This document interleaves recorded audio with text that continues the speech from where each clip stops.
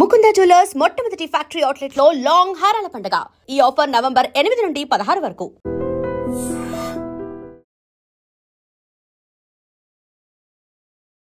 నమస్తే, welcome to iDream talking point with కవిత.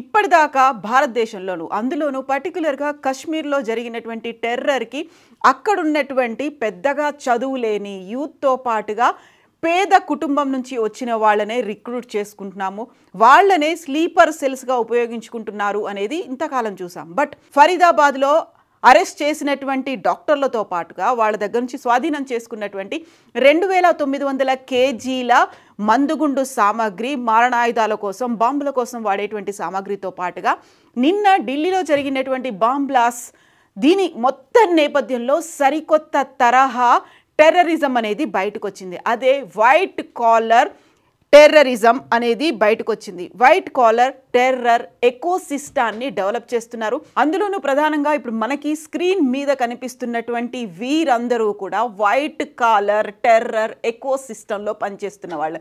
వీళ్ళంతా doctors, అందులోనూ జైషే మహమ్మద్తో పాటుగా అన్సర్ గజ్వత్ ఉల్ హింద్ అనేటువంటి ఇంకొక సంస్థకి పనిచేస్తున్నారు. ఎన్జిఓస్ పేరుతో, తర్వాత చారిటీల పేరుతో అక్కడి నుంచి డబ్బులు తీసుకొని ఇక్కడ మళ్ళీ ఉగ్రవాద కార్యకలాపాలకు పాల్పడుతున్నటువంటి ఈ నలుగురిని పోలీసులు అరెస్ట్ చేశారు. ఇంకొక డాక్టర్ నిన్న జరిగినటువంటి బాంబ్ బ్లాస్ట్లో సూసైడ్ బాంబర్గా తనని తాను పేల్చేసుకొని చనిపోయినట్టుగా ఐడెంటిఫై చేశారు. అందులోనూ ఈసారి ఉపయోగించింది కేవలం బాంబులు, పెద్ద మొత్తంలో ఆర్డిఎక్సో లేకుంటే పేలుడు పదార్థాలు ఉన్నది కాకుండా సరికొత్త తరహాలో టెర్రర్ అటాక్ చేయడానికి కూడా పూనుకున్నారు అనేటువంటి సమాచారం ఉంది. యాక్చువల్గా ఈ నలుగురు డాక్టర్లు, అందులోనూ నిన్న మరణించినటువంటి డాక్టర్, వీరందరి నేపథ్యం కనుక చూస్తే ప్రతి ఒక్కరికి జైషే మహమ్మద్ ఉగ్రవాద సంస్థతో అటాచ్మెంట్ అనేది ఉంది, అసోసియేషన్ ఉంది. వాళ్ళ దగ్గర నుంచి ఫండ్స్ తీసుకొని టెర్రర్ అటాక్కి పాల్పడ్డట్టుగా మనకు ఇప్పుడు అందుతున్నటువంటి సమాచారం.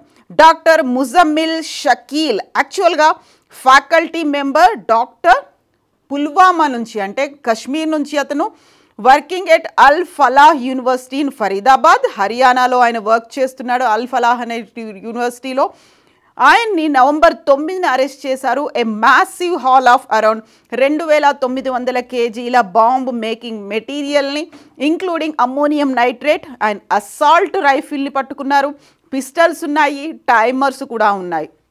ఇవన్నిటిని ఆయన ఉన్నటువంటి ఫరీదాబాద్లో ఉన్నటువంటి 2 గదుల రెంటెడ్ హౌస్ నుంచి ఐడెంటిఫై చేశారు, వాటిని రికవరీ చేసుకున్నారు. He was allegedly involved in putting a poster supporting Jaish-e మహమ్మద్కి సంబంధించినటువంటి పోస్టర్లని శ్రీనగర్లో అంటిస్తుండగా అక్కడ దొరికినటువంటి ఒక కూపీని లాగితే ఒక డొంకంతా కదిలింది.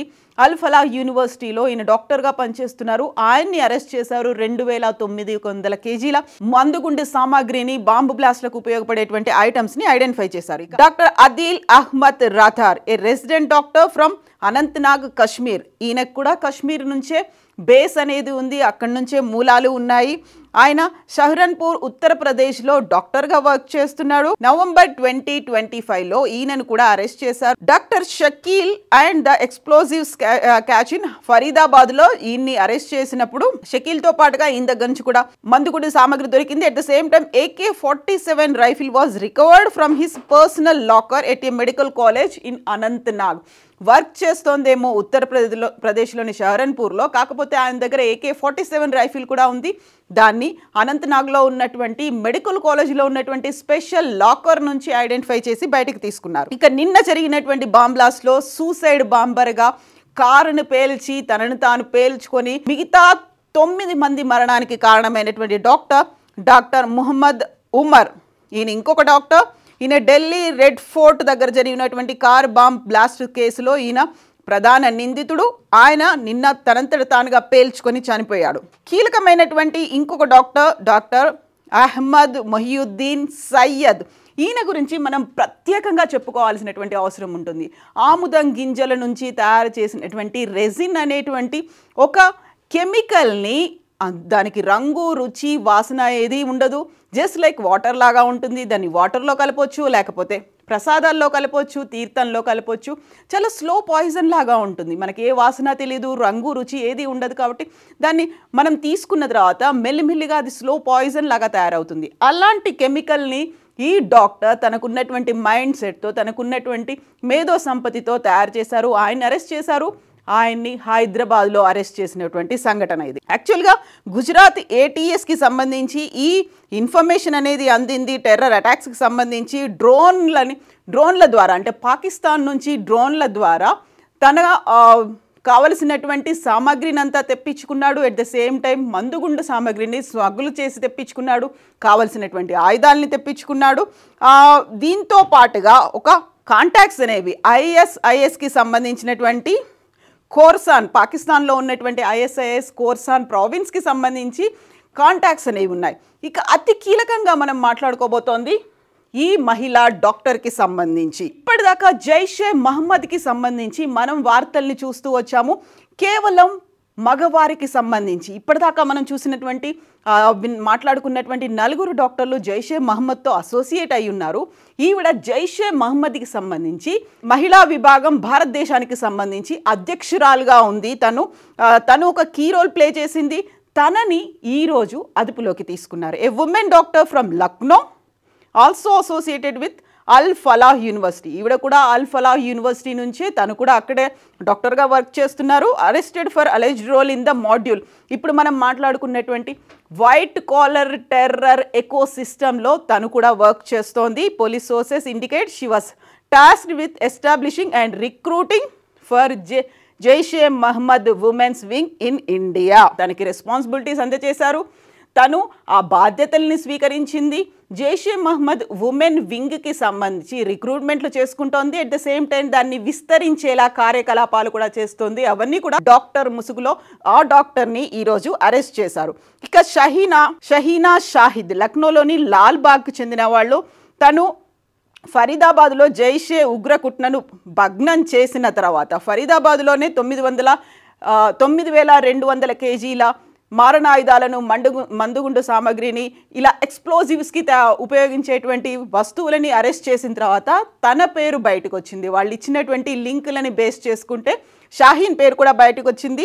ఉగ్రవాద దాడులకు, ఉగ్రవాద ఆపరేషన్లని సులభతరం చేయడానికి ఈవిడ కీలకంగా వ్యవహరించినట్టు తెలుస్తోంది. షాహీనాకు చెందిన ఆమె కారులోనే AK-47 రైఫిల్ని స్వాధీనం చేసుకున్నారు. అల్ ఫలాహ్ యూనివర్సిటీలో పనిచేస్తున్న షహీనాకు కశ్మీర్ డాక్టర్ ముజామిల్ గవాయ్ అలియాస్ ముసైబ్తో సన్నిహిత సంబంధాలున్నాయి. ఆ నేపథ్యంలోనే జైషే మహమ్మద్కి సంబంధించి ఉమెన్ వింగ్కు తను అధ్యక్షురాలుగా వర్క్ చేస్తుంది. రిక్రూట్మెంట్లు కూడా చేస్తోంది. సో ఫరీదాబాద్లో ఇంతకుముందు మనం చెప్పుకున్నట్టుగా తను అద్దెకు తీసుకున్నటువంటి 2 గదుల రెంటెడ్ హౌస్ నుంచే 2,900 కేజీల పేలుడు పదార్థాలని స్వాధీనం చేసుకున్నారు. తను జైషే మహమ్మద్కి సంబంధించి మహిళా విభాగానికి అధ్యక్షురాలుగా వర్క్ చేస్తున్నప్పుడు మనం కొంచెం ఆపరేషన్ సింధూర్ సమయానికి కూడా వెళ్లాల్సిన పని ఉంటుంది. ఆపరేషన్ సింధూర్లో జైషే ఉగ్రవాద సంస్థకి తీవ్రమైనటువంటి ఎదురు దెబ్బ తగిలింది. అక్కడ ఉన్నటువంటి 9 ఎయిర్ బేస్లతో పాటుగా ఉగ్రవాద స్థావరాల మీద కూడా అటాక్ చేసినప్పుడు దాని నుంచి కోలుకోవడానికి విస్తరణలో భాగంగా అక్టోబర్లో మహిళా విభాగానికి సంబంధించినటువంటి ఒక చర్చ వచ్చింది. మహిళా విభాగానికి సంబంధించి దాన్ని డెవలప్ చేయాల్సి, దాన్ని విస్తరించాలి అనేటువంటి భావన ఈ అక్టోబర్లో వచ్చింది. అందులో ఆ ప్రయత్నాల్లో భాగంగానే జమాత్ ఉల్ మోమినాత్ పేరుతో తొలిసారిగా ఒక మహిళా విభాగాన్ని ఏర్పాటు చేశారు. అది ఈ అక్టోబర్లో ఏర్పాటు చేశారు. సో జమాత్ ఉల్ మోమినాత్లో ఈవిడ సభ్యురాలు మాత్రమే కాదు, భారతదేశానికి సంబంధించి అధ్యక్షురాలుగా కూడా ఉన్నారు. సో నిఘా విభాగానికి చెందినటువంటి అధికారులు చెప్తున్నటువంటి వివరాలని పట్టి చూస్తే ఈ కొత్త విభాగానికి నియామక ప్రక్రియ అనేది అక్టోబర్లో పాకిస్తాన్లో ఉన్నటువంటి బహవల్పూర్లో మొదలైంది. మర్కజ్ ఉస్మాన్ ఓ అలీ అనేటువంటి ఓ కేంద్రంలో ఇది ఏర్పాటైంది. దీనికి నేతృత్వం వహించేది మసూద్ అజర్ అంటే జైషే మహమ్మద్ని స్థాపించినటువంటి దాని అధినేత. ఆయన సోదరి సాదియా అజర్ ఇప్పుడు మనం చెప్పుకున్నటువంటి జమాత్ ఉల్ మోమినాత్ మహిళా విభాగానికి ఆవిడ ఓవరాల్గా జైషే మహమ్మద్ మహిళా విభాగానికి అధ్యక్షురాలుగా ఉన్నారు. మసూద్ అజర్ సోదరి సాదియా అజర్. ఈ సంస్థ యాక్చువల్గా బావల్పూర్, కరాచీ, ముజఫరాబాద్, కోట్లీ, హరిపూర్, మాన్సెహ్రాల్లో ఉన్న తమ విద్యా సంస్థలు, ఎక్కడైతే జైషే మహమ్మద్కి సంబంధించి విద్యా సంస్థలు ఉన్నాయో వాటిలో అభ్యసిస్తున్న వారిని ఆర్థికంగా ఆదుకోవడంతో పాటుగా బలహీనంగా ఎవరైతే మహిళలు ఉన్నారో వాళ్ళకి సహాయ సహకారాలు అందించడం, దాంతో పాటుగా జైషే కమాండర్ల, జైషే మహమ్మద్ సంబంధించి ఎవరైతే టెర్రరిస్ట్ కమాండర్లు ఉన్నారో ఆ కమాండర్ల వైఫ్లను కూడా అందులో చేర్చుకుంటూ ఉన్నారు, ఆ ఉమెన్ విభాగాన్ని స్ట్రెంథెన్ చేయడానికి. అందులో ప్రధానంగా షాహీన్ గురించి ఇప్పుడు మనం మాట్లాడుకోవాలి.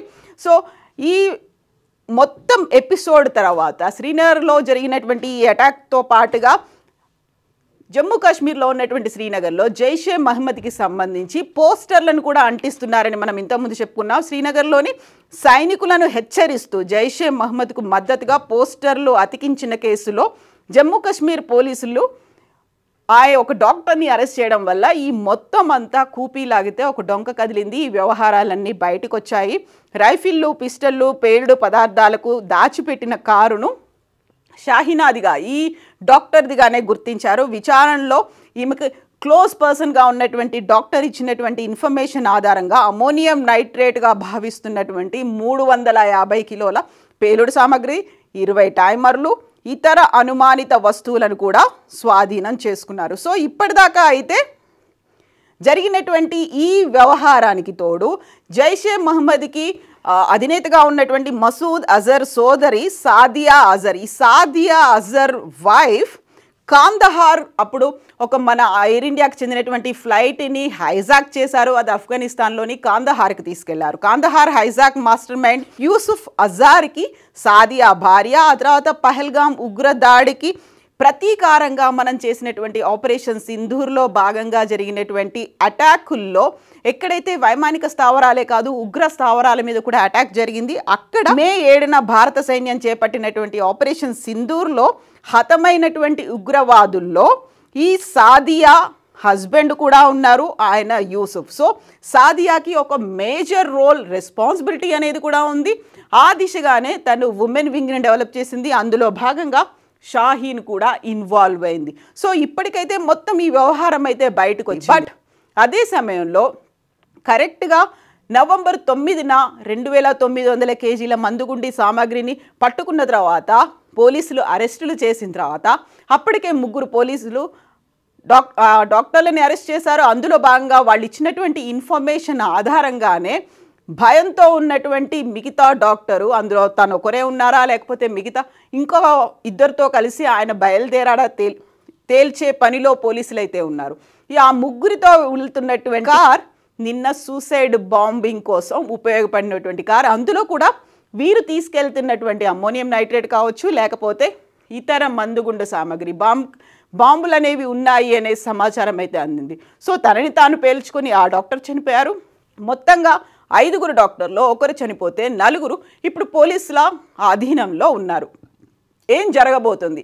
ఇది వైట్ కాలర్ టెర్రర్ ఎకోసిస్టమ్ కేవలం డాక్టర్లకి మాత్రమే పరిమితమైందా? ఇంతకు మించి విస్తరించి ఉందా? ఎక్కడెక్కడ పాతుకుపోయింది? దీన్ని తేల్చే పనిలోనే ఇప్పుడు ఇంటెలిజెన్స్ విభాగం అయితే పనిచేస్తోంది. యాక్చువల్గా ఈ ఇన్సిడెంట్ జరగడంలో కీలకంగానైతే క్లూస్ టీమ్ కావచ్చు లేకపోతే ఇంటెలిజెన్స్ అయితే చాలా కీలకంగా క్రూషియల్ రోల్ ప్లే చేసినప్పటికీ నిన్న జరిగినటువంటి అటాక్ అనేది ముందు నుంచి చెప్తున్నట్టుగా పాకిస్తాన్ నుంచి వస్తున్నటువంటి ఆయుధాలు కావచ్చు, అక్రమంగా లభిస్తున్నటువంటి మారణాయుధాలు కావచ్చు, లేకుంటే డ్రోన్స్ ద్వారా అందుతున్నటువంటి డ్రగ్స్ కావచ్చు, అక్రమ ఆయుధాలు కావచ్చు, వీటితో పాటుగా స్లీపర్ సెల్స్ని యాక్టివేట్ చేయడం, మేము విస్తరిస్తున్నాము లేకపోతే మేము ప్రతాపం చూపిస్తున్నాము అనేటువంటి ఒక మాటని జైషే మహమ్మద్ చెప్పదలుచుకుంది అనేది నిఘా వర్గాలు అయితే భావిస్తున్నాయి. నిన్న మండే అందులోనూ రెడ్ ఫోర్ట్ సమీపంలో బాంబ్ బ్లాస్ట్ జరిగింది. యాక్చువల్గా రెడ్ ఫోర్ట్ని సండే క్లోజ్ చేస్తారు, విజిటర్ల కోసం అనుమతించరు. ఒకవేళ మండే క్లోజ్ చేస్తారు, విజిటర్ల కోసం అనుమతించరు. ఒకవేళ మండే కాకుండా ఇంకే రోజైనా ఆ బాంబ్ బ్లాస్ట్ అక్కడ జరిగి ఉంటే 9 మందికి మించి మరణించేవారు, తీవ్ర స్థాయిలో నష్టం అయితే జరిగేది. బట్ అది ఒక హెచ్చరికగా భావించాలని చూసారా లేకుంటే తమ ఉనికిని చాటుకోవాలి అనేటువంటి భావించారా? అందులో వీరికి అప్పజెప్పినటువంటి బాధ్యతల్ని ఎంత మేరకు నెరవేరుస్తారు అనే దాంట్లో నిన్న ఒక ట్రయల్ బేసిస్లో జరిగిందా? వీటన్నిటిని కూపీలాగే పనిలో అయితే కేంద్ర క్లూస్ టీమ్ కావచ్చు, ఇంటెలిజెన్స్ వర్గాలు ఇవన్నీ అయితే ఉన్నాయి. యాక్చువల్గా వీటి వెనకాల మన దగ్గరే ఉన్నటువంటి సిస్టమ్ ఫెయిల్ అయిందా లేకపోతే మన దగ్గర కూడా స్లీపర్ సెల్స్ ఉన్నారా ఐడెంటిఫై చేయాల్సినటువంటి అవసరం అయితే ఉంది. ఓవరాల్గా ఈ బాంబ్ బ్లాస్ట్తో పాటుగా దొరికినటువంటి అనుమానితులు కావచ్చు, నిందితులు ఎవరైతే ఉన్నారో వీరందరి వెనకాల పాకిస్తాన్ ఉందా? నిజంగా ప్రస్తుతం ఉన్నటువంటి సమాజం దేనికి ప్రయారిటీ ఇస్తుంది? ఆర్థిక సంబంధాల చుట్టూ మాత్రమే తిరుగుతుంది. మళ్ళీ ఎన్నికలంగానే చాలా విరక్తి కలుగుతుంది. మంచి అనిపిస్తుంది కదా, లేడీస్ కూడా ఛాలెంజింగ్ జాబ్స్ చేసినప్పుడు చాలా బాగుంటది. ట్రాఫిక్ అసిస్టెంట్స్ గా నియమించిన ట్రాన్స్జెండర్స్ అందరితో సాల్యూట్ చేయించుకుంటున్నారు. ఫుడ్ డెలివరీ ఇవ్వటానికి వెళ్ళినటువంటి డెలివరీ బాయ్ అనిల్ పై కళ్ళ ముందు